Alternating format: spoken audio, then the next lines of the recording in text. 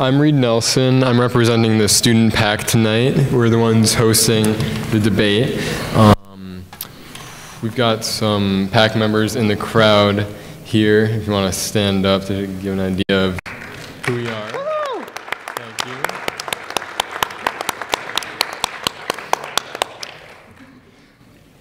you. So we're on our third year as a group. We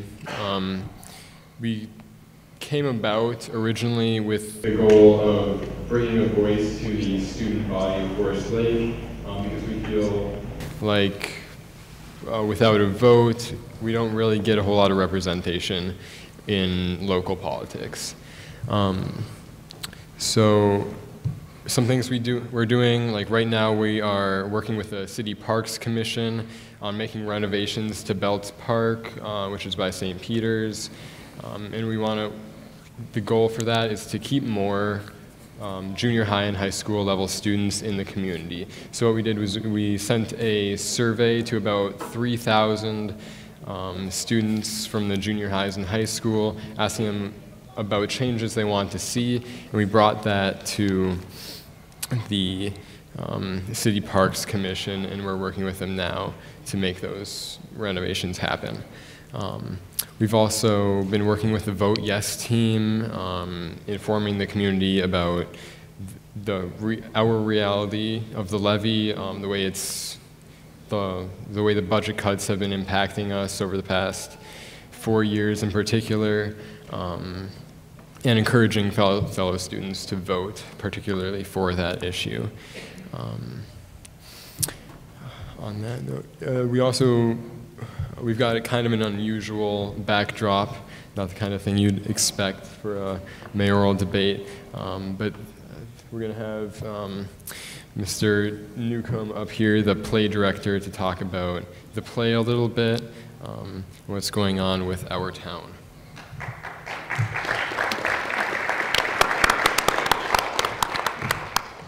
Thank you, Reed. And on behalf of the Forest Lake High School Drama Department and the administration, we'd like to welcome you to the newly renovated high school auditorium, made possible by a generous grant by the Hannaful Family Foundation. As Reed said, we are in production for our fall show, Our Town. It's a Pulitzer Prize-winning show by a classic author, Thornton Wilder, set in the early 1900s. And while there's not a whole lot of, I guess, political connection, there are a couple of lines that we can connect to the mayoral debates. One is, on these very steps right here, Secretary of State Bryan once made a speech from those very steps. Another is a question that maybe you'll face tonight. Is there no one in town aware of social injustice and industrial inequality? It's a pretty heavy question. I don't know if any of the students have that, but those are about the only two political events in the actual play. Most of the play is about everyday lives of people in our town and love and the loss that they face. So with that, that's the set that you see behind us. It's a minimalist set, but that allows us to really focus on the relationships in the play and in our town. The show opens next week, so we have a little more than a week to finish up our rehearsal process. So it'd be great if you enjoy tonight's debates, you find the seats comfortable. Come back next week, October 26th and 27th, and then the following week, November 2nd, 3rd, and 4th, and enjoy the show Our Town. Thank you for being here, and thank you all.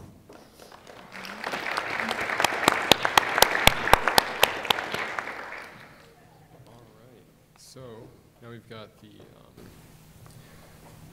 later in the evening we're going to be taking questions from the audience, so if you pick up anything along the way that you're curious about, just keep it in your brain.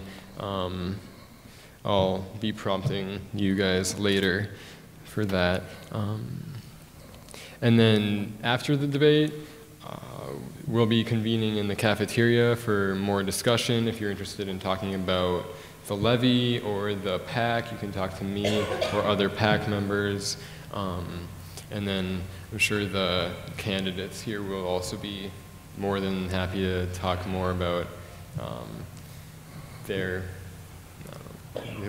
why you should vote for them. So if you're interested in that as well, that'll be in the cafeteria after the debate. So now we've got the candidates. To my immediate left, we've got Sam Husnick, we've got Susan Young, we've got Mara Bain, and we've got Ed Eichmann. So we're gonna start.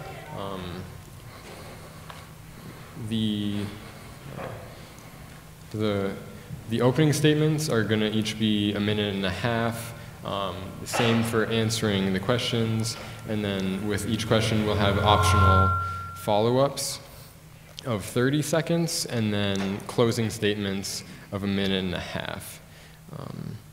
So we'll be starting with Sam, and we're gonna rotate the starter, each going from Sam to Susan to Mara to Ed. So if Sam wants to get started now. Okay, thank you. Everybody hear me okay? And okay, until this thing's working. I'm Sam Husnick, and I'm a lifelong resident of the city of Forest Lake. I started school here at the Forest Lake School in 1953, graduated in 1965. Our sons graduated here in 1988, 89 respectively. Our roots are pretty deep here in the city of Forest Lake. And I also serve on the city council presently. I've served the past 23 years on various committees, namely the Airport Commission and the Planning Commission. Sometimes they even overlap a little bit. I've been serving on the EDA at the same time as serving on the council. I'm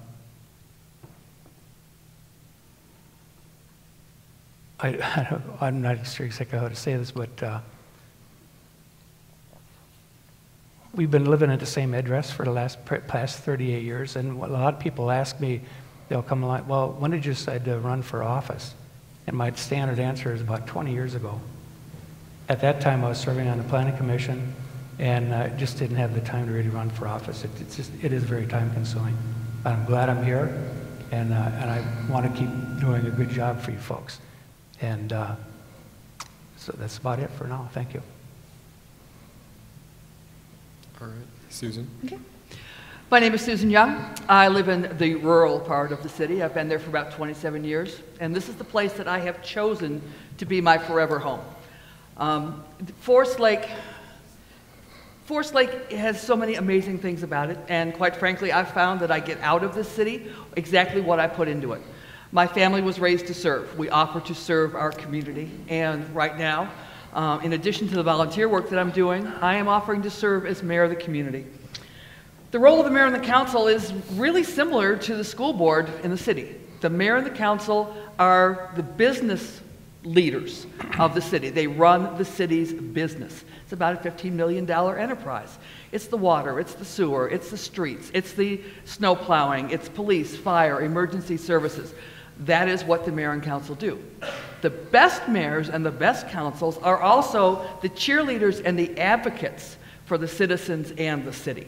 They are the ones who are out there with the Rotary, with the Beyond the Yellow Ribbon program, with the school district, who show up at events and support the community, support all of the community, who are listening, who are advocating for new programs.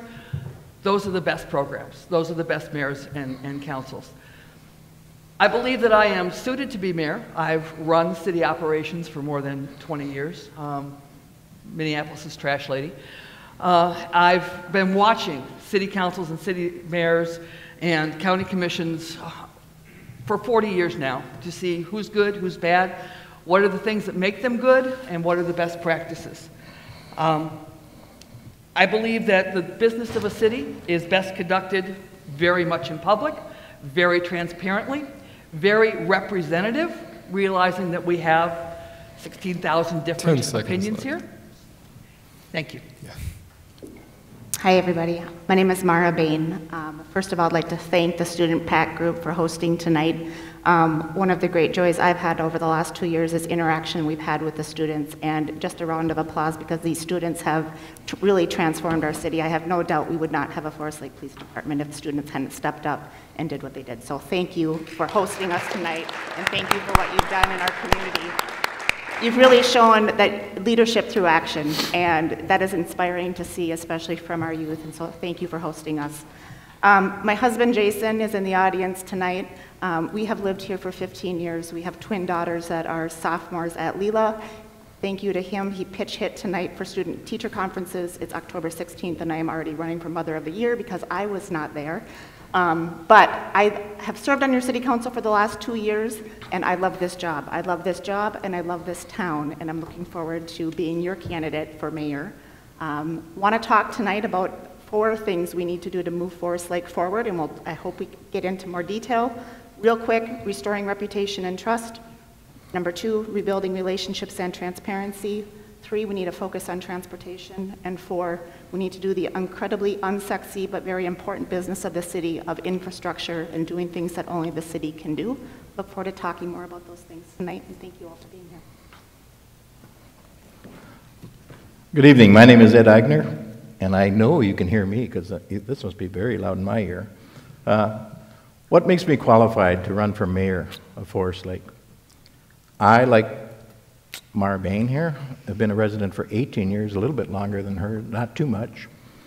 I settled in what was formerly the township and was annexed by the city. This is one thing we have to put behind us. We are the city of Forest Lake. I think I can help mend those fences. We have to stop this there in the township. No, we're all part of the Forest Lake community. What other benefits can I bring? I can bring 40 years of managerial experience in the private sector, everything from budgets to negotiating contracts. I have a very diverse background in that. I think I'm aware of all the issues the city faces. I do my homework. I don't make decisions without researching what are the pros and cons of every issue that faces this community. Some of them have been very volatile, but I have the backbone to stand up and say no when I believe it's the right decision for Forest Lake. Everybody can make the easy ones. Thank you. And then Oh, you can finish. Go ahead, let me finish. The last thing I'd like to say is my wife has been the reason I'm up here. I used to complain about Forest Lake. Why are they doing this? Why are they doing that? Why don't you get out there and be part of the solution? And here I am. Great. All right, thank you all for that.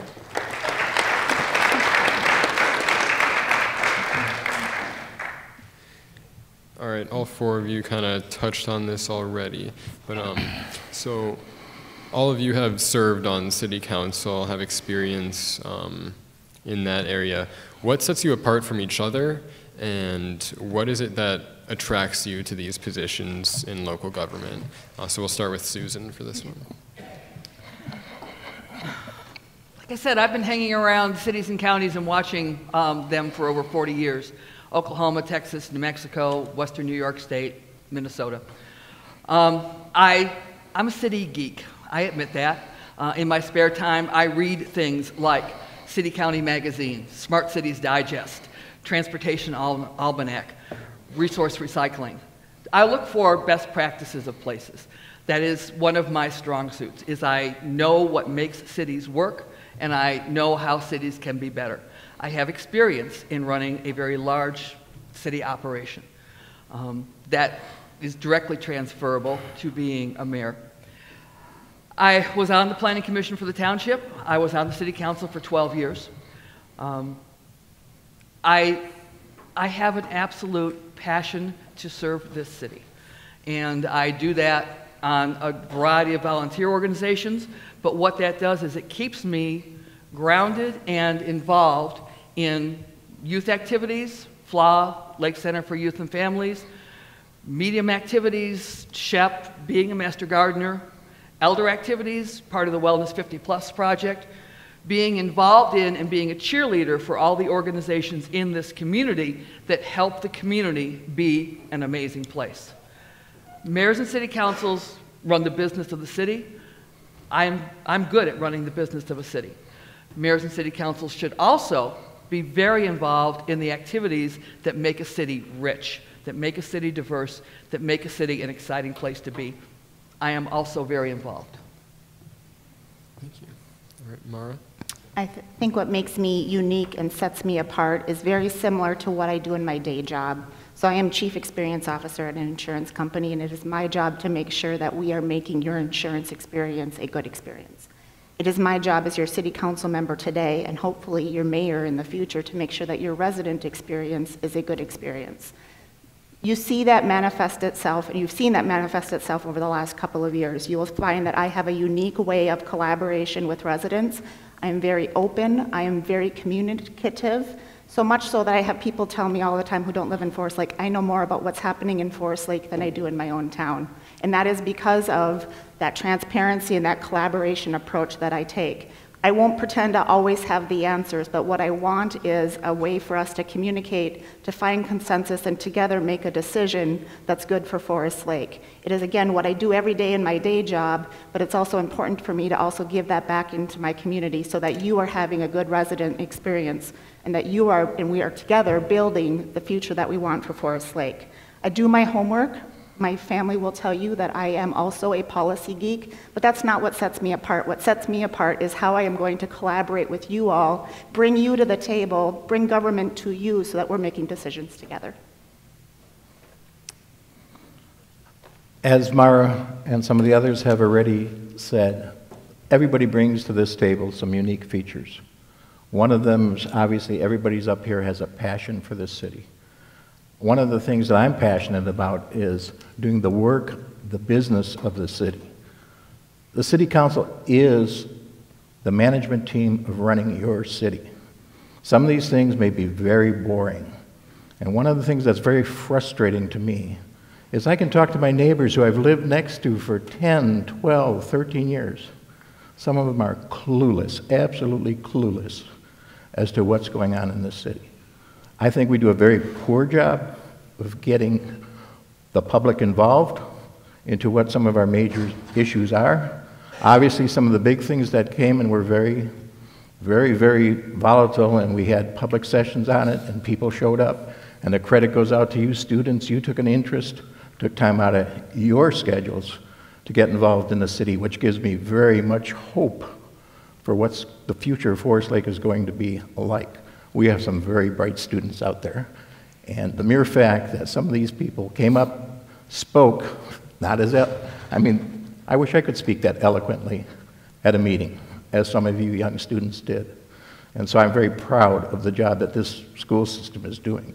Forest Lake has a bright future. As far as why am I qualified, I mentioned that I have 40 years of managerial experience.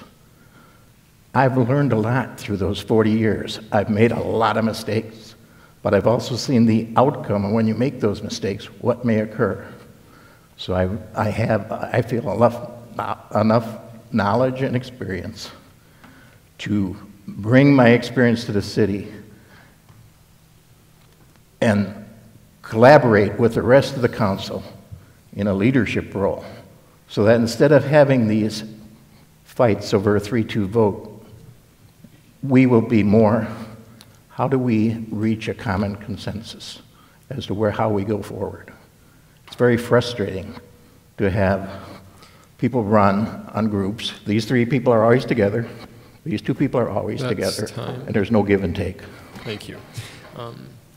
If you were to receive a hypothetical... Mr. Huston? Oh, I'm sorry.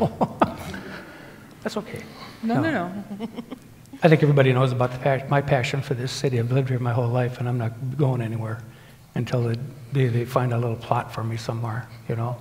And so what I want to do is work for this city, to sell the idea of this city. This is where you want to be, to work, to play, to live. And we have hundreds and hundreds of opportunities here. We have a great lake here that everybody uses. The people come from all over to use our lake. We have a great park system, great road system, and opportunities for businesses to grow, to live and grow here. My wife and I own 2 small businesses in this town, so we have the experience on how to run, what it takes to run a business. We've been at it, my wife's been at it for 45 years, and I've been right behind her with around 40 years. And so my goal then is, and has always been, to be very, very transparent. There are some folks in this town that feel that their voice is not being heard, and I think that's been part of the problem sometimes. The other issue that we've always had in this city, and it's been going on for quite some time, is that we still have a division between what used to be the old township and the city of Forest Lake. I will work every day to make that come back to where we can become a community. I think the mayor's job is to be on duty every single day that they're serving. And I would continue to do so, and I would be happy to do that, especially when I have the time now that retirement is looming and I can make this and turn this into a full-time job. Thank you. Thank you. All right, now we'll move on. So if you were to receive a hypothetical $1 million grant to use for the city in whatever way you wanted, what would you choose to do with it and why? Beginning with Mara. Make sure I heard the question. If we were to receive a $1 million grant, how would we use it? Yeah. So if we were to receive a $1 million grant, I would start an immediate task force to review and to finally come up with a plan of what are we going to do with our downtown district. I think it's our greatest opportunity for growth. There are a number of different roadblocks, if you will, that have kept us from making progress. And if we could take $1 million to study, to remove roadblocks, to do something to turn that into the downtown that we all know that it can be, I think would be a fantastic investment. And that's where I would start. If I had to pick one thing. Thanks. Well, if I had $1 million grant, I'd wish it were $2 million, number one, because $1 million, believe it or not, does not go all that far in running a city. But I would take that $1 million. And one of the things I'm struggling with right now is, if I were to be elected mayor, I want to improve our infrastructure. We need commercial development. It's the lifeblood of the city. Everybody wants parks, better schools. All those things cost money. The only way you get that money is either through our revenue sources, which are taxation. Commercial taxation brings in 3 times what a residential property does. We are stagnating out there, and a lot of those businesses, I just found out that Hy-Vee, we all wanted a grocery store to South End. Hy-Vee's coming to Columbus, which is good for Forest Lake, but I wanted it in Forest Lake. I talked to those officials at Hy-Vee. We do not have the shovel-ready water, sewer, the things they need when they want to locate. So I would take that $1 million, probably add to it, because it's going to take more than that, and start to prep some infrastructure, sewer, water, roads, so those properties are prepped and ready for development, commercial development. Thank you. I had the very same things written down before you started talking, Ed.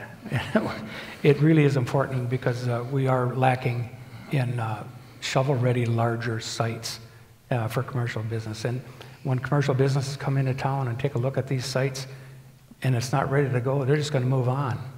And that's happened a couple times. And so it's very, very important. And some of that would have to be in roads and whatever, because that's very important to, you got to have the road structure, you got to be able to get to and from these businesses. But the residential stuff kind of takes care of itself, but the commercial stuff, we need to be ready to welcome these folks in our town and create some jobs in this city. Thank you. $1 million grant. Oh yeah, baby. We know what needs done downtown. Quite frankly, if we want folks to come in and have restaurants and new businesses downtown, they've got to have a place to park. So a piece of that $1 million is going to be going toward purchasing land and partnering with a developer to build a parking structure downtown that will then spin off to enable the rest of the development that we want to see there. I want to complete the Safe Trails to Schools project. have made great strides over the last 6 years in getting more sidewalks and getting ways for kids to get to and from school safely. I want to complete that system with another piece of that $1 million. And then the third piece of the $1 million, I want to partner with the National Recreation Council, the DNR, and some other partners that are out there, Washington County, and some significant sports organizations that are putting money in to get the basketball hoops at Cooling Camp, areas and hoops at Cooling Camp and Clear Lake Parks that are a multi-use facility for kids. I'd like to make a huge stride on the Belts Park plan. There has been a tremendous investment by the high school, you PAC folks, in putting your time and effort into envisioning what would work there. Let's put a piece of that $1 million to completing that plan and going with our partners. It's not a one-shot deal as far as I'm concerned. We can leverage that $1 million with existing city funds, with other grants, and with other partners. Thank you. All right. So the former administration has made some contentious decisions. For example, with the police department and with the youth mental health clinic. What do you think the past administration has done wrong? Beginning with Ed. What have we done wrong? I'd like to say nothing. I'd be lying. We've done some things wrong. We didn't listen to the people as much as maybe we should have. But I would like to talk about that. And here's a good example. I don't know what this room holds, maybe 500 people? Is it that much? Maybe less than that, 300 people? There's 20,000 people in Forest Lake. Our little community city center probably holds 100. And those people were very vocal, well organized, very loud. A lot of those people weren't even from Forest Lake. A lot of those people had special agendas, and I'll refer to the police department. A lot of those people had relatives, friends that are officers. Nothing wrong with that. But they're not from Forest Lake. So that was very difficult to say, yes, these 100 people that are here for 3 weeks running are the voice of Forest Lake. There's 20,000 people out there.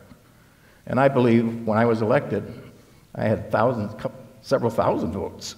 I don't believe all those people were represented in those 200 people that were out there.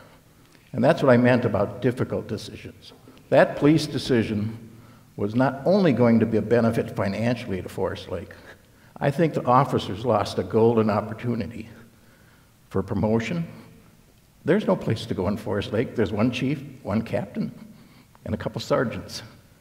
Washington County has all kinds of divisions for them to advance, even aviation. 10 seconds. Everything from water patrol to, I guess my time's up. All right. You next? Okay, thank you. I think there was a couple of definite mistakes made during the last, especially the first year, not the last year and a half for sure. But the biggest mistake was that we had a signature, 6,000 signatures of people that were against doing something with the police, and moving the police to the Washington County. Our city hall was packed up and down and into the fire department and wherever they could find a place to sit. So the people that were there, the council just wasn't listening to the people as far as I'm concerned. And it turned out to be a terrible situation, and kudos to the folks that did the march and all that, because you did it right. You did it on time, and no one damaged anything. That was the greatest part of this whole thing. As far as the mental health facility, I'm still sick about it. It was a $20 million project with 150 jobs at stake. And that's what this city needs to be about, jobs. As far as the tax base is concerned, that could have been fixed. And it's fixed through a pilot program. It's done with hospitals and all over. The pilot program stands for payment in lieu of taxes. And those things could have been fixed and done and taken care of. The other thing that happened that was a big concern of mine when we first got on the council, the very first week, I believe it was, 3 people from the council decided to ask for the RFP to Washington County without including 2 of the council members. That just didn't that was just wrong as far as I'm concerned. And that's why I'm here today, and to try to keep that from happening. Again, thank you. Susan? Well, I am afraid that I am no stranger to contentious issues at the Forest Lake City Council. Contention Army. The very first year that I was a council member, we destroyed Lakeside Park by taking down the old elm trees that were dying and redoing the park. And it was hugely contentious. It was strong feelings on both sides. There were the roundabouts. There was Broadway. There was the Y. There was the new city center. I'm not a stranger to contention. I think that where we find what we've done right or what we've done wrong are looking backwards and saying, okay, how did this or that work out? I was very, very disappointed that the council did not change the zoning code language for the mental health facility. I grant that there are folks that said, well, it was going to be a nonprofit. On the other hand, there's another nonprofit in town, the Y, that is responsible for hundreds of jobs, many of which are youth jobs that we didn't have otherwise in this city. I think that when you look at records and you look at history, the police issue may have been a misstep, but it engaged this community in ways that I have not seen in 27 years here. I am hoping that engagement and that mistake and misstep can be built on in the future. You guys are, quite frankly, the look back and the proof in that pudding, all right? The student pack and the work that you're doing. Thank you. Great question. I'll wrap it up and summarize it by saying I think the biggest misstep that our council has taken is we have had a number of situations where we have made decision and taken action without engaging in the community. And I'll use as an example of that the police disbandment. I would challenge any of you to find in the public record a discussion of potential police disbandment or a sheriff's contract before that two-person personnel committee met in January, and the very next day, our mayor, a third member, signed the request for proposal to the sheriff. There was no discussion in the public meetings of that decision to be made. Just that previous few weeks prior, in December, we had passed a police budget with flying colors and no discussion of what are we going to do to cut police costs and what are we going to do for police services. Instead, what happened was, I believe, a violation of an open meeting law where three members, without Sam and I, made a decision that proceeded to, over the next several months, tear apart this community. When that happened, regardless of how you feel about the issue, that is a violation of trust and transparency and the violation of a relationship between council and the community we're supposed to represent.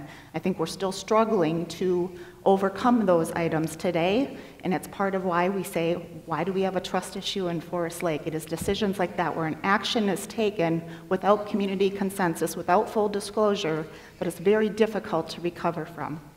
Thank you. All right. Based on the attitudes of many community members regarding the school levy, it seems as though they don't really care about the success of the students. What will you do to strengthen the bonds of between the school and the community? Beginning with Sam. Yeah, thank you. First of all, I have the pleasure of serving, I'm the city council liaison to the school board. And I make it to about 95% of the meetings, maybe more, and I think that's a new record. But during that time, which is not quite 2 years, I watched the school board trim $7.5 million out of their budget because they don't have a choice. The problem with that $7.5 million ends up hurting staff. That's where it goes.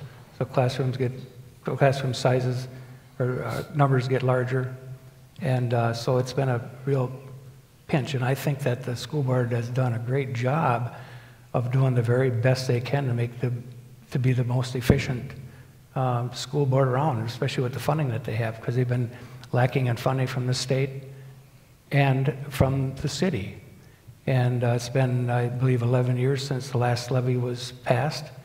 And to me, it's time. And nobody has to explain to me anything about taxes in this city.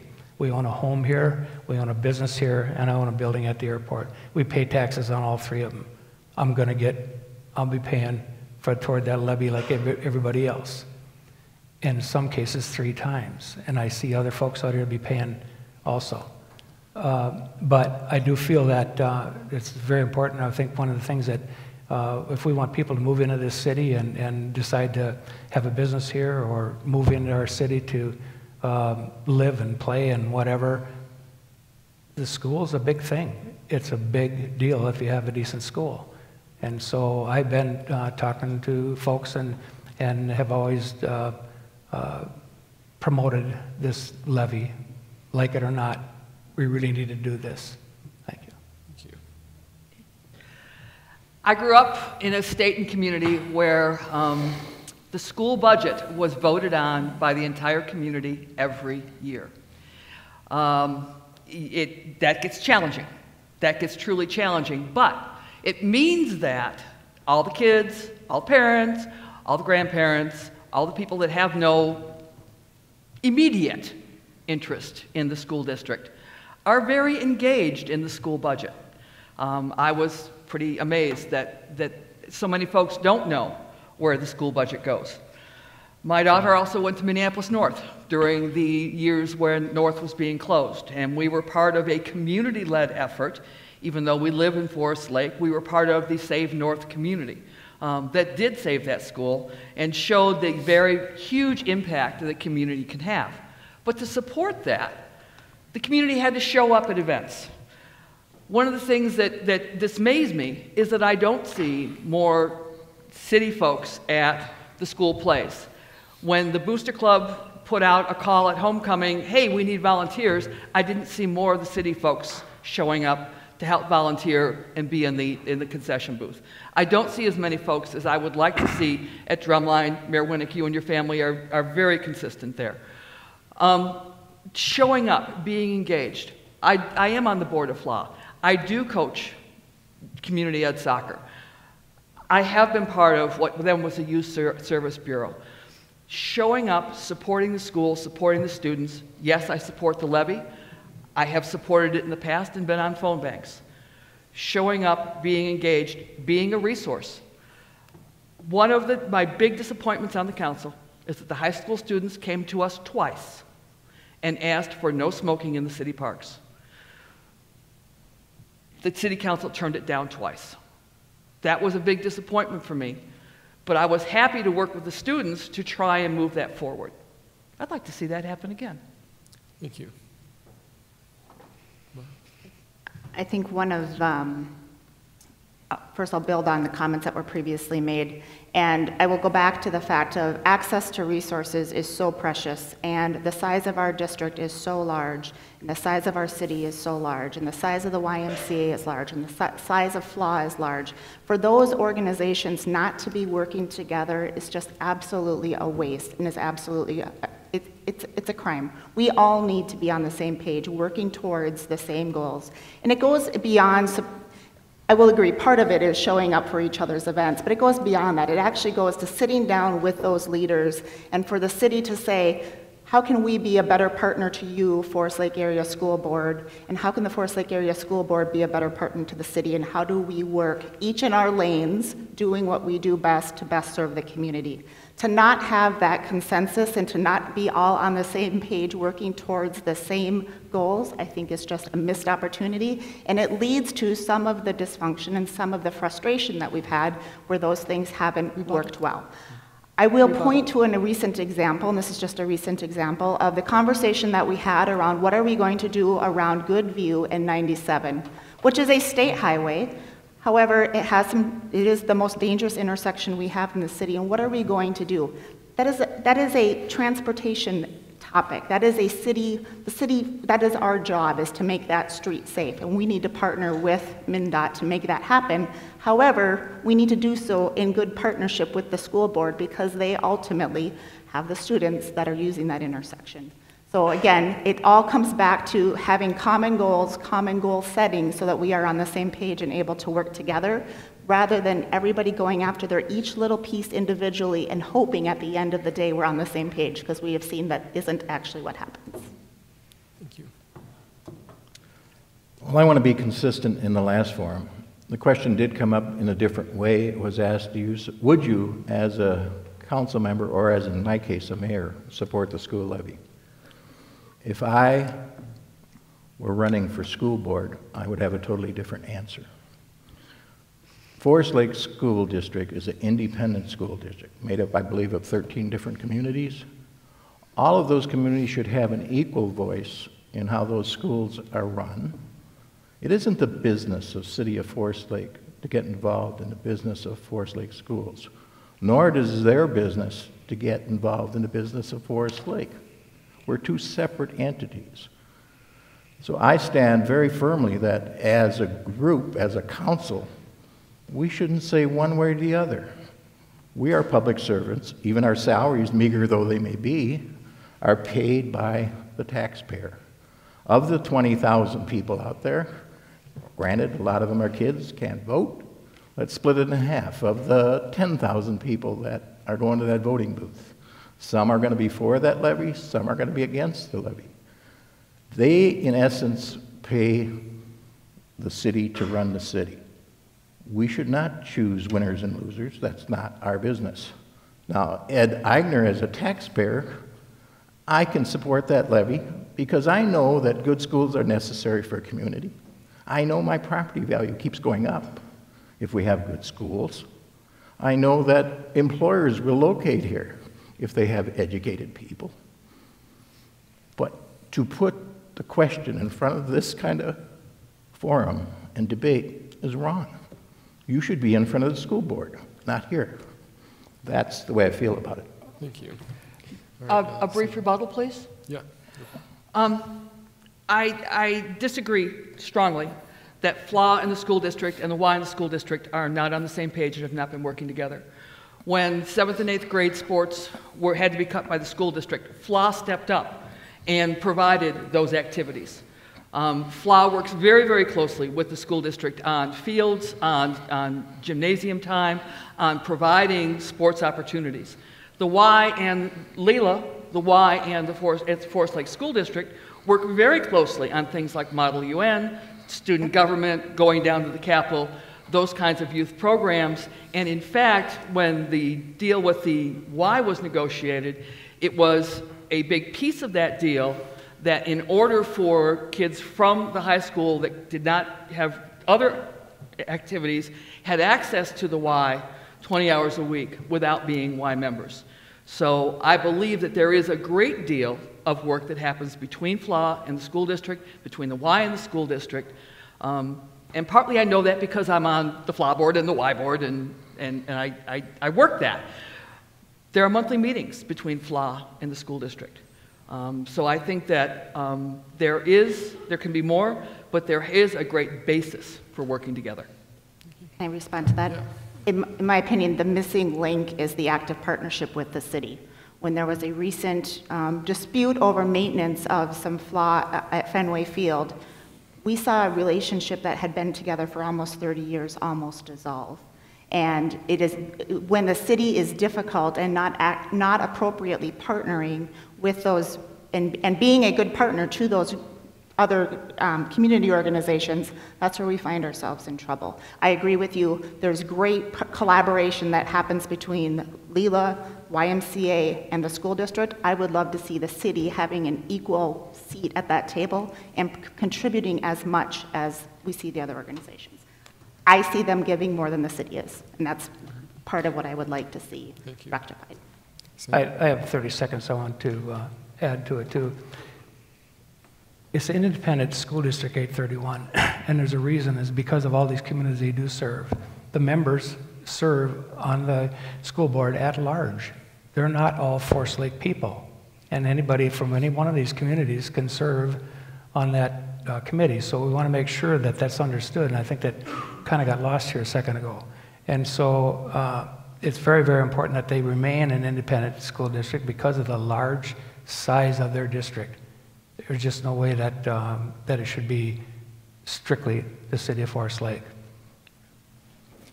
I also would like to do a little bit of a rebuttal on the fact that there are areas, and some of them have already been mentioned, that I believe the city must support the schools. safe route to schools, the bridge that goes to the schools. Granted, that was a lot of the money came from a grant, but the city threw in lots of money to get that bridge. You're going to get an underground passageway when the new roundabout comes in to make 97 a safer route to school, so that the students will not have to cross that street, and hopefully we'll never have another fatality there.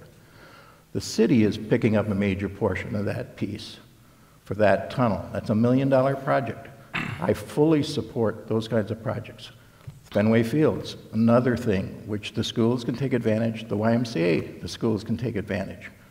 Those kind of projects I don't have issues with. I have issues with, as a body, making statements whether we should support a levy. That's a total different thing. There's no question the city should support the schools. The question is, in what manner should the city support the schools? Thank you. All right. We students have a vested interest in the outcome of the school levy vote, obviously. And if we had a vote, there would be several thousand more yes votes.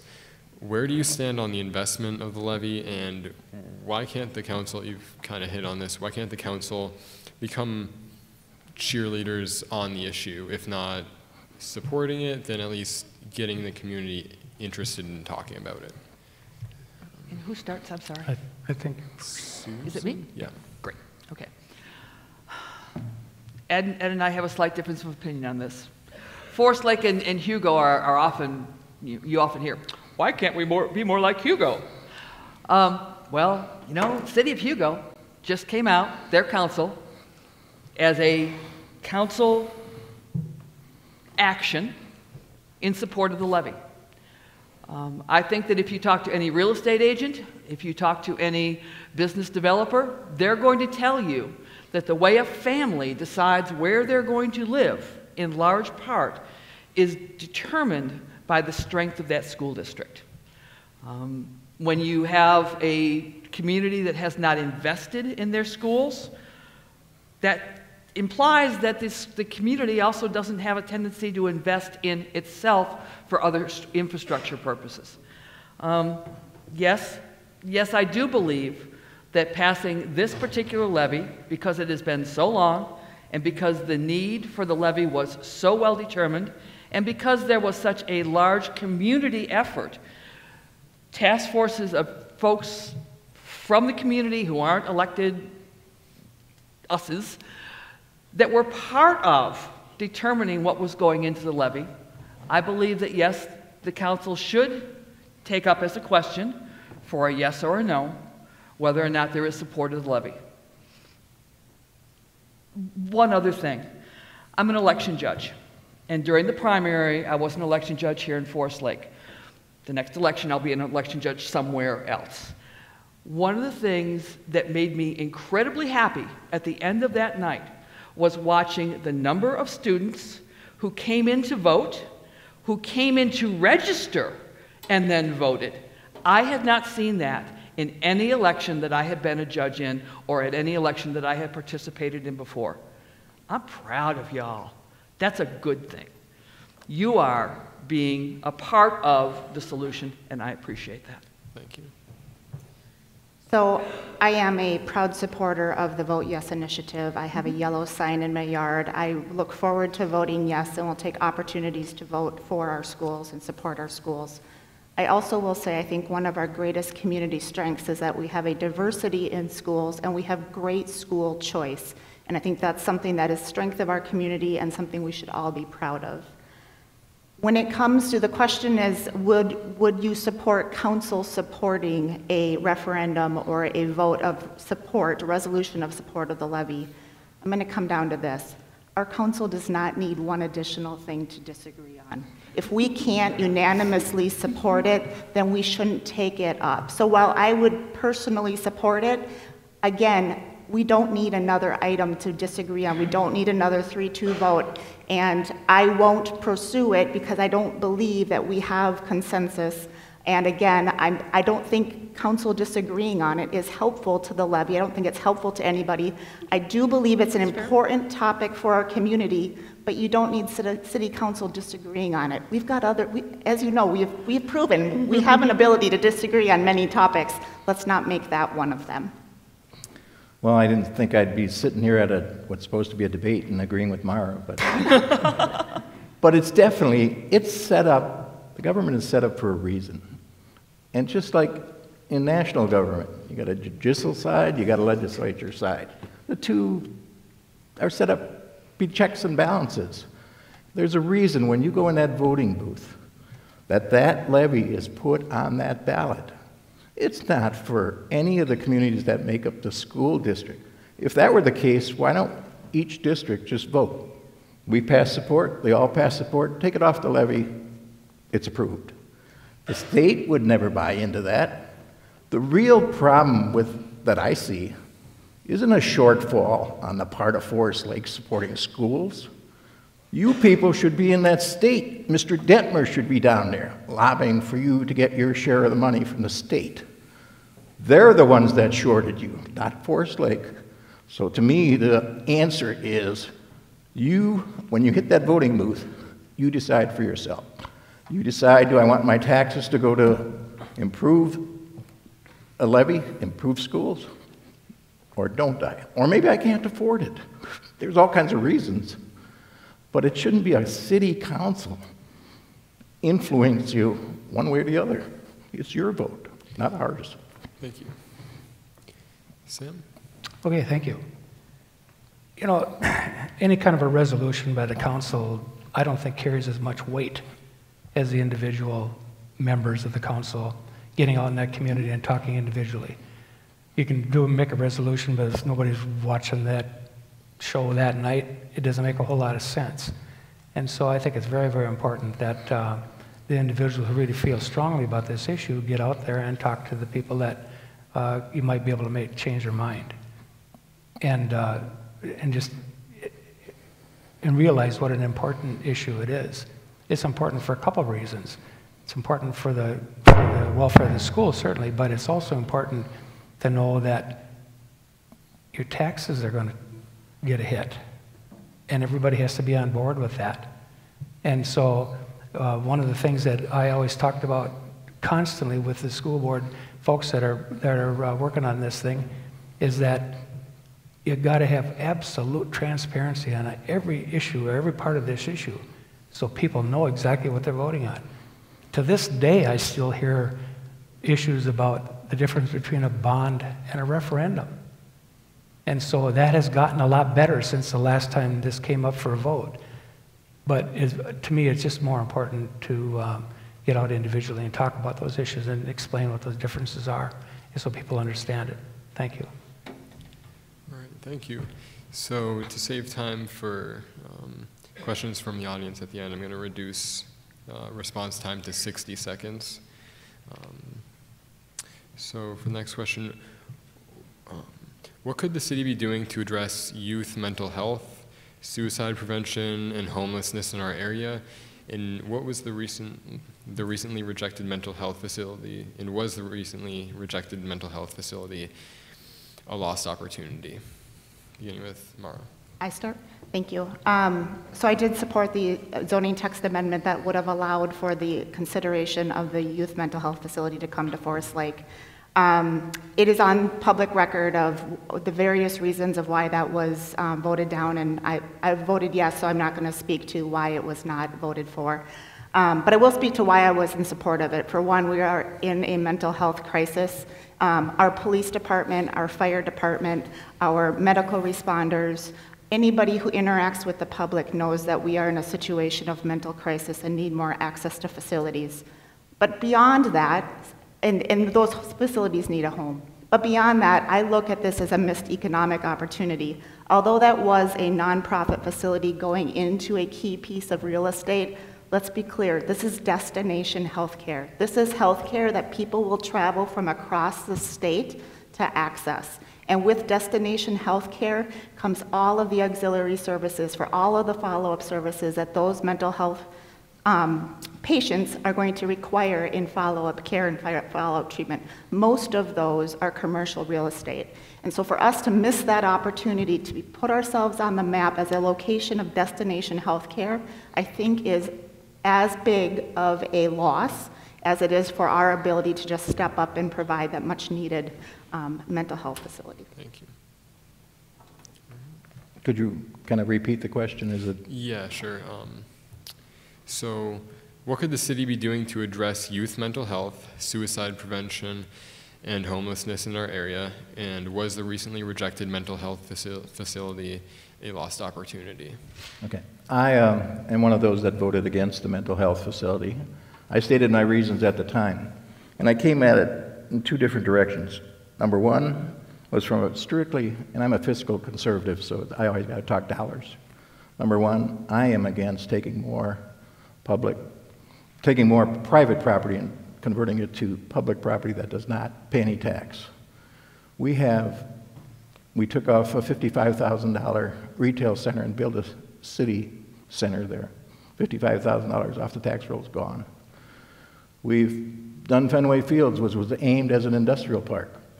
I'm not against Fenway Fields. I think they're a great facility. I think they're needed. We did the YMCA, $12 million between land and dollars. No tax revenue. You can say it created 100 part-time jobs. That doesn't come near what it costs, what we gave up on that facility. And it goes on and on. We've got Goodwill came in, churches came in. I'm not against churches, don't get me wrong. But for every business that comes in and does not pay a tax, that means someone else has to pick up that shortfall.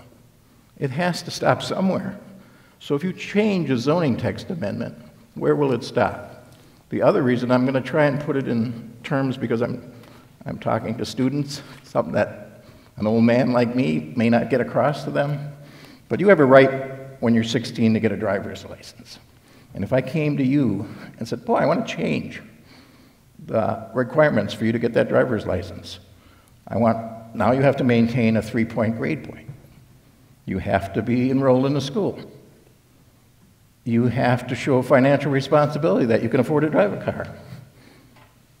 All of a sudden, your right to a driver's license becomes kind of hindered as to whether or not you qualify. Had we changed that zoning amendment and relied on what's called a conditional use permit, the right for other properties that would have been affected would have also been changed. Thank you, Ed. Okay, thank you. The question was, how can we strengthen the mental health issue? All you have to do is look at the news, folks, and know that there's a crisis in this country. In the city of Forest Lake, we had an opportunity to build this project, what I mentioned earlier. And instead of the tax thing, what about the 150 jobs it would have created and made everything a lot safer around here? Give these kids were, what, 7 to 18 or something like that were going to be treated. They were not adjudicated. It was a right thing to do, and it was in a perfect spot. Another city has welcomed them with open arms. Now, if you want to strengthen that issue, I think you need to have a better partnership with the schools. You have to have a better partnership with hospitals and, of course, the mental health advocates, namely NAMI and so forth. This got voted down because of 8 words in a zoning text amendment. It would have been a zoning text amendment on a zoning text that was 10 years old, and it was time to be changed anyways. This facility had never even been thought of back then. And so it was time to make that change in that zoning. And it was only 4 parcels in the whole city that was affected. And we already have a facility that's very, very similar, and it's called a nursing home. Thank you. Thank you. Yes, it was a missed opportunity. But what I want to more address is what the city and what I and what other residents can do to help youth mental illness issues. I think Levy is for learning. The Levy is also going to be helpful in getting social workers, getting better training for teachers, getting the programs more like OVAS, more integrated into the schools. I think that supporting the things like the safe rooms in the schools, when I was on the council and part of the Human Rights Commission, the Open Minds Club invited us in, and I had a great time working with the Open Minds Club to talk about what are the ways that we can be more accommodating of each other, what are the ways that we can support each other, how do we reduce the incidence of bullying in the schools. The Forest Lake Human Rights Commission has sort of faded. I'm disappointed in that, because part of human rights is being respectful of each and every one of us. And at one point in time, the Human Rights Commission was doing quite a bit with anti-bullying and mental illness issues and acceptance issues. I volunteer with the Lake Center for Youth and Families. In the last year, their mental health service needs and delivery have doubled in this community in 1 year. Not only do I support them with my volunteer time, but at the gala the other night, and I'm one of those folks that's also on a seriously limited income these days, I donated dollars because those dollars were important to providing the services at Lake Center for Youth and Families that our kids don't have access to. Thank you, Susan. Here. Thank you. All right. Mara started. You started, Mara? Okay. Is there a rebuttal to this, or not a rebuttal, but additional information? Yeah, you can rebut. Take like 30 seconds. Go. Additionally, which I didn't get to talk about, some of the things on that mental health facility as proposed. Number one, there was land in Forest Lake that didn't need a zoning change. They could have located here should they choose to. So that was number one. Number two, they proposed 150 jobs and a $10 million payroll. In talking, because there was a meeting at Vanelli's and you were there, and talking to the head of that project, all of a sudden the 150 jobs went down to 130 jobs. And I told you I do my homework. I researched the Hills in Duluth, which is the parent company of that organization. Their average pay is called a guidance counselor or a shift counselor, is from $12 to $12.75 an hour.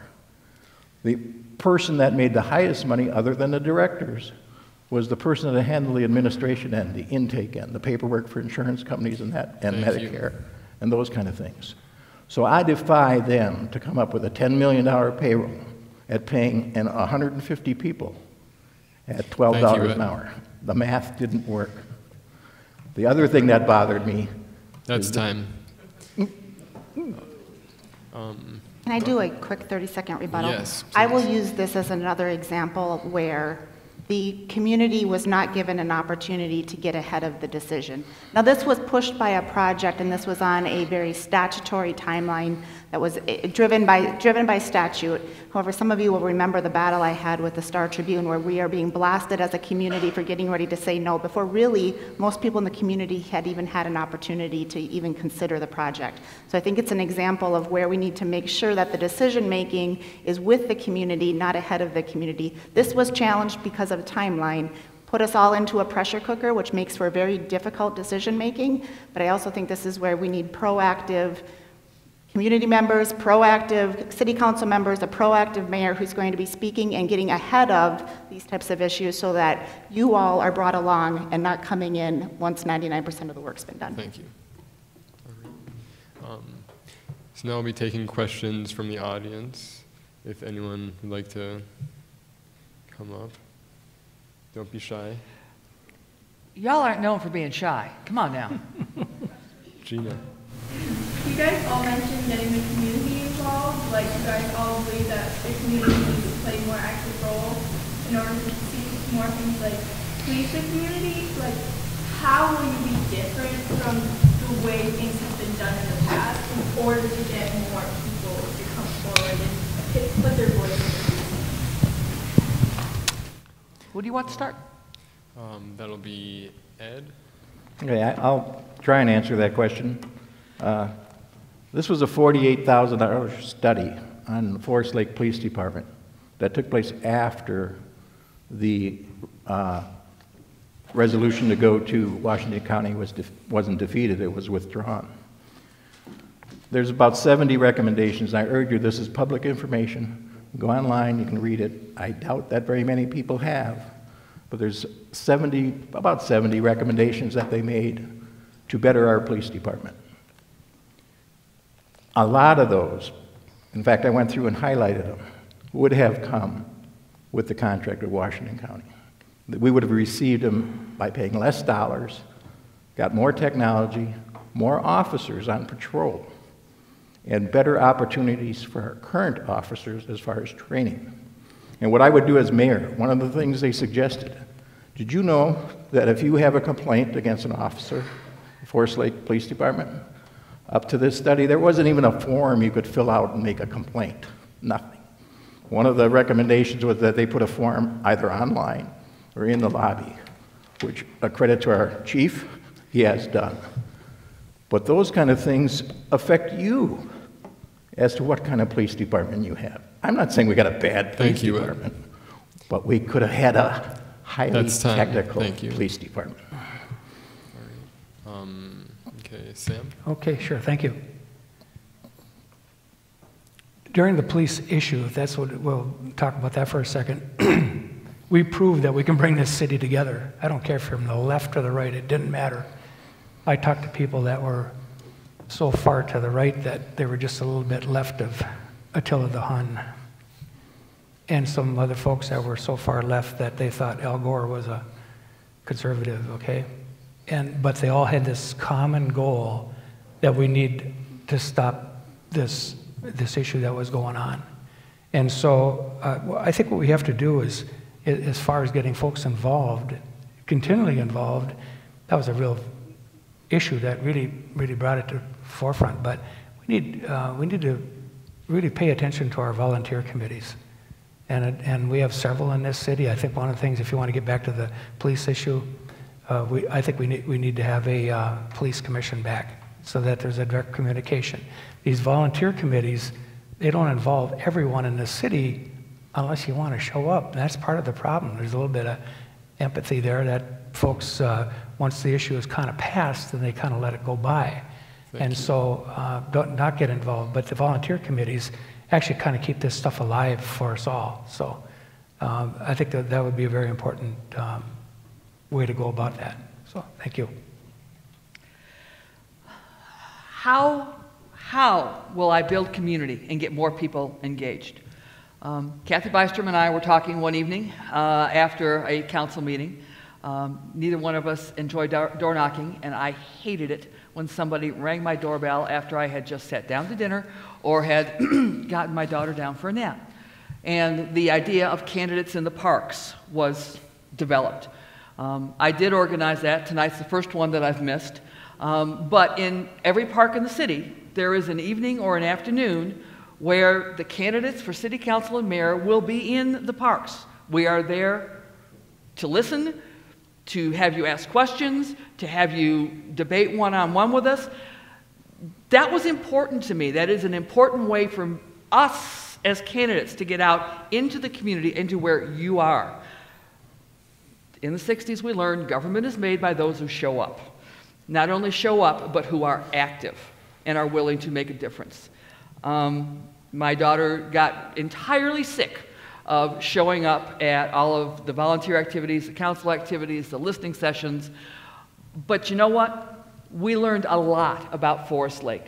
We learned a lot about the township areas. We learned a lot about the city areas, school areas, the volunteer organizations, showing up and listening as much and asking questions as much as talking. Thank you. Yes, sir. So one of the tenets that I live by in my day job is that you have to live where your customers live. Mm-hmm. And in city council and as your mayor, I have to live where, government needs to live where you live. We need to be where you are. We need to be relevant to you as residents. Rather than, you're always welcome into City Hall, but we recognize you have busy lives. You are coaching, you are running to work, you are running kids to events. You don't have time to drop by and tell us every Monday evening what your thoughts are on whatever topic. We need to be actively reaching out to you as a not just as a single council member, but as a body, to be asking the questions so that we're in touch. There are so many ways that we are able to collaborate and share ideas one of my most favorite means of interaction is to just pose a question out on Facebook. And if there's so many times where we're able to have a discussion, I'm able to gather information, people have debates, and 99% of it is very sane and very civil. People want to share ideas, and in doing so, I am able to, and our council and full city staff is able to kind of understand where you are as residents. We need to remember that we are a representative democracy. There are 5 members of our city that are elected to make decisions. It's our job to go to you and to be interacting with you and to stay relevant to what's important to you. If we're not doing that, we're not doing our jobs. We can't expect you to come in. We love it when you come in, but we can't expect that you're coming in every Monday night to tell us your issue on whatever topic of the day. Thank you. Anyone else? I got it. Can I still have a rebuttal or not? Make it under 30 seconds, please. Just really quick, because you guys out there, the biggest threat to me when I was your age is my dad saying, he's taking away the car keys. I couldn't drive. Probably to you guys, the biggest threat to you is you're taking away this. You guys live and die by the, the social interaction on Facebook and all your other means of communication. And the only thing I would like to caution you on, just because it's posted on Facebook doesn't make it true. Thank you. So I am a member of the Healthy Minds Club at the school. Oh, yes. I'm a member of the Healthy Minds Club at the school, which used to be Open Minds, and I personally have suffered from mental health issues. And my question is somewhat specifically directed at Ed, but everyone's free to answer. I mean, you've made it quite clear that you don't think economically it was a good decision to have the mental health facility in Forest Lake, and I disagree with you, but that's not the point of my question. But what I would like to say is that building a community is about more than building it economically. It's about having a strong community, strong interaction, and having people who are mentally healthy and safe. So you talked a lot about budget, but if you were able to answer the rest of the question, which was how you would address mental health issues and bring about suicide awareness, I wanted to know how you personally would do that. Well, so you're directing that to me. There's a couple things, and it's almost identical to what's going on with the school levy. Prior to this, there were 10 mental institutions funded by the state. The state closed all but 2 of those. The state took those facilities away. Who's going to take the place of that? They're dumping it on the communities who could least afford. If the state couldn't afford those facilities, how is somebody like Forest Lake going to afford these facilities? That's number one. We need more than 60 beds. Granted, it was a 60-bed facility. That's a drop in the bucket for what's needed out there for mental health. We need much larger programs than a 60-bed facility. It was a Medicaid facility. The only people that would have been housed there would have probably not even come from Forest Lake. They'd probably come from Minneapolis, maybe even outside state, because they don't have insurance. They're Medicaid patients. So we need a bigger revision than putting up a 60-bed mental facility in Forest Lake or wherever it's going. We need some state help. We need some national help. Mental health is a huge issue. I've dealt with it in our family. I have personal reasons why I support mental health. But 60 beds, that's not the answer. We need more than that. Thank you. Would anyone else like to respond? Well, it was a great place to start, 60 beds. And I don't think the funding is really anything that was a concern, that it was going to concern the city of Forest Lake. You know, as far as the young lady's question about how I would deal with the mental health issue, I'm not capable of doing that. We need professional people that can help with that sort of thing. And I've made my position pretty darn clear about how I felt about the mental health issue, the mental health facility. That was, to me, it was a golden opportunity, and I said so at the council. And so none of this stuff can get fixed without the right people, the right professionals in there. City council can't fix this stuff. They're not professional people that help mental health issues. You know, we're volunteers that want to do the best for our city, but we needed that facility, and I'm not sure how we can get back to getting something taken care of, because it is a huge issue all over the place, especially that I had to learn that from the folks that are really involved with this. And that really came to light for me during that time. Thank you. Depression runs in my family, something I have experience with. One of the ways that I deal with mine is being very involved in the community.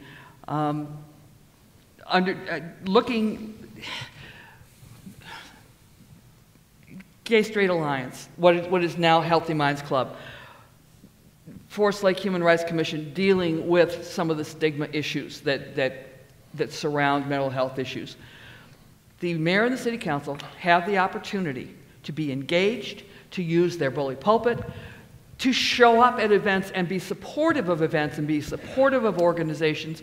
Mara, you and I were both out on July at the Acres for Life. Thank you. Slight lapse. At the Acres for Life event. All right? An amazing mental health support facility in our community. All right? Showing up, being engaged, being supportive of the organizations and the people who are dealing with issues. That's what we can do. And quite frankly, just being a mayor, being a city council person, does not obviate your need to be a human being and be a person who is engaged and active in the community. It's something you do in addition to your other community involvement. Thank you. There are unique opportunities like we had this past spring to directly influence mental health as a city council and as a planning commission as a city, and to support that, which makes the decision that was made even the more devastating. However, the other ways that the city is able to directly influence that is to make sure that our first responders are adequately trained and also adequately taken care of. Every single mental health call that they have, they bring home, and we need to make sure that we have people who are adequately trained, but also taken care of and in a good place so that they are able to provide their best to our community. And then, as Susan and several others have mentioned, we need to support those who can and those whose mission it is to be working towards mental health, whether that's the YMCA, whether that's our schools, Lake Centers for Youth and Families. Most mental health services are provided either through the state or through the county. We need to have strong partnerships with all of those organizations so that Forest Lake residents are getting the care that they need, and that's where we need to have a strong partnership model. Thank you. We are beginning to run out of time, so we'll move on to closing statements now. I believe we're gonna start with Sam. Okay, sure. First of all, I want to thank everybody for the opportunity to be here tonight. It gives an opportunity for everybody to kind of speak their piece, and it's, a lot of these are new faces, so it's a great thing. First of all, I want to be a full-time mayor. I think it is a full-time job, and I have that ability to do that. You know, first of all, we're all volunteers. We volunteer to run for office. We volunteer to serve on a certain committee or whatever. But when we volunteer to run for office, if we get elected, now we become public servants with an awesome responsibility on how to spend your money wisely and make decisions that are good for the city of Forest Lake. I love this city. That's why I've been here my whole life. And I have no reason to leave. I did leave for 4 years to serve in the Air Force. And I know Sig is sitting there going, that's no military service. But anyways, he's making faces at me. But anyways, I did leave for 4 years to serve in the military. And other than that, we've been back here the whole time. We've raised our kids here. We have very deep roots in this city. I want to do the absolute best that we can do. I want to make this city a destination city. And the ways we can do that is promote business in this city, promote our school, and make sure that we can allow for business to move in and create jobs. And so that's about it, folks. And my roots are about as deep as this floor here. So thank you very much for the opportunity. Thank you. to the Forest Lake High School PAC, thank you so much. Not only for sponsoring this tonight, but for making me happy and making me so glad and so thankful that y'all are engaged and that you have questions and that you want to be a very vital part of the Forest Lake community that you're growing up in. Wow, to me that's huge. I was raised to serve. Grandparents, great-grandparents, mom and dad, we were all servants in our community in a variety of ways. That is what I do. I offer to serve my community. I am mostly retired now, and so I have stepped up the things that I do in the community. On the other hand, I have a wealth of experience managing and operating city business, which is slightly different than private business. You can make a decision in a private company and go backwards and say, you know what, carrying this product line or expanding into this territory was not a good idea, we'll pull back.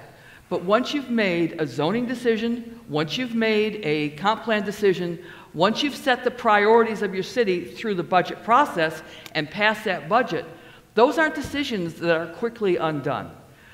I also know how to improve service delivery in the city. I took a large organization from being the worst, most reviled organization in the city to the #1 customer service entity, and we did it cost effectively. Make it go away. I apologize, my phone's in the back. I believe in the city. I love this city, and quite frankly, I am very proud to call myself a resident of Forest Lake. There's amazing things that are happening here. As mayor, I want to help make more amazing things happen, and I want to be part of what y'all are doing to be a great part of the city. Thank you. Over the last 2 years, I've had so many of you stop me in the grocery store or send me an email or send me a note that says, Mara, what can we do? We're unhappy with XYZ decision, what can we do next? And I know that that has resulted in many of you sending emails and phone calls to Secretary of State and the Attorney General and the County Commissioner's Office and anybody outside of the city of Forest Lake of what can we do? And it was put to me so clearly during the police decision by a county commissioner who said, Mara, it's nobody's job to fix Forest Lake but Forest Lake. So whatever you do in this next election, please do your homework. If you like what you have seen over the last 2 years of the Mara Bain style of leadership, I would love to serve as your next mayor. If you see others that you find attributes that you find more appealing, by all means vote in that direction. But please do your homework and make an informed decision because again, it is nobody's job to fix Forest Lake but Forest Lake. Those decisions that are made by 5 individuals in a representative democracy are binding and lasting and have impact. So please, thank you for being here tonight. I would encourage you to continue to do your homework. I would love the opportunity to serve as your next mayor. If not, I would look forward to serving on your city council. I look forward to being part of the conversation, and let's continue to move Forest Lake forward. Thank you. As far as my closing statement is concerned, number one, I offer you my thanks for showing up, taking the time out of your schedule, your time to organize this event. What's most heartening to me is that you young people are taking an interest in government. And I was kind of researching, thought, what kind of questions are they going to ask? Why is somebody your age, 17, 16, interested in government? I was a draftee in Vietnam. The average age on those people that are on that wall, 56,000 dead, was 19 years old. You need to take an interest in government. Yes. They control your life. And they will continue to control your life, only if you let them. I'm really proud that you people showed up. Second thing, we said we need to fix Forest Lake. I disagree. That's kind of like Donald Trump saying, make America great again. Forest Lake is great. It has many amenities. They don't need to be fixed. They need to be improved. That's not fixed. The best thing we got going for us are you people out there, all the citizens of Forest Lake, all the people that take the time to serve on school boards. Karen Moorhead's out there. How many years, Karen? 20 years of service. That's what makes the community great. I'm willing to continue to serve. Does everybody like my decisions? No. Will we always agree? No. But I will listen. People don't think I listen, but I will. And it's a tough job to sit up here. As Sam said, we're not professional politicians. We're citizens that volunteered to serve. And by some unlucky thing, maybe we got elected. And here we are. And I agree with Mara. She made the best statement at the last forum. I'd rather stand up here naked than to have to speak to groups, because that's not what we do. So it's tough. It's tough to get our points out. We've lost a good voice as far as the Forest Lake Times. It's gone to subscription only. There's very limited things where we can get the word out. And due to public meeting laws, and you can attest to that, we can't even answer some of the questions when they're posed in front of us. Thank you, Ed. All right, so that concludes the debate tonight.